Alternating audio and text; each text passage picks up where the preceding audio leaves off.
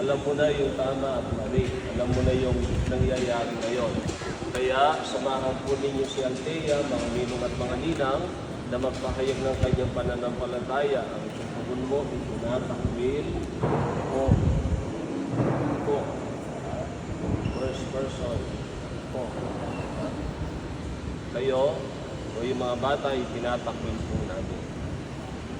Mga magulang, mga ninong at mga ninang, itinatakwil po ba ninyo si Satanas ang kanyang mga gawain at mga akit po? Ang itutugon po ninyo, sumasampalataya kami. Mga magulang, mga ninong at mga ninang, sumasampalataya po ba kayo sa Diyos sa mga makapangyarihan sa lahat na may gawa ng langit at lupa? Sumasampalataya po ba kayo kay Jesucristo, isang anak ng Diyos, Panginoon natin, ipinanganak ni Santa Mariang Birhen, ipinapo sa krus sa matay ni Libing, huling nabuhay at naluluklok sa kanan ng Ama? Po. Sumasampalataya po ba kayo sa Espiritu Santo, sa banal ng simbahang Katolika, sa kasamahan ng mga banal, sa kapatawaran ng mga kasalanan at muling pagkabuhay ng nangamatay na tao, at sa buhay na walang hanggan?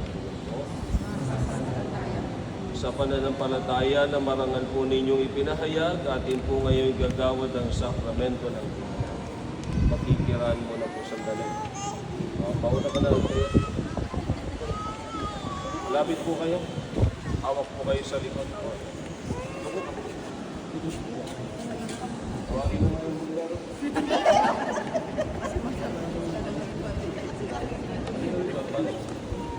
Althea Milan. Althea Milan, binibinyagang kita sa ngalan ng Ama, ng Anak, at ng Espiritu Santo.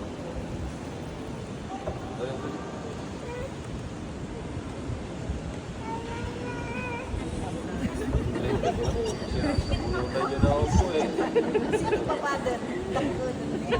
Ayaw, sabunutan nyo naman eh. Okay na. Oo. Kaleb po, kaleb. Kaleb. Malapit po yung mga ninong. Ninyo silang saway sapagkat sa mga katulad nila naghahari ang Diyos. Ito ang tandaan ninyo, ang sino mang hindi tumatanggap sa paghahari ng Diyos tulad ng isang maliit na bata, ay hindi mamakita. Ito ang sinabi ngayon at magpasawalang hanggan. Ay yung sombrero. Kanina sa ngala ng mga anak ng Diyos, naway manatiling wagas at walang bahid dungis ang kanilang karangalan hanggang matamo nilang buhay na walang hanggan. Amen. Pakitaas po ng kaunti mga kandila.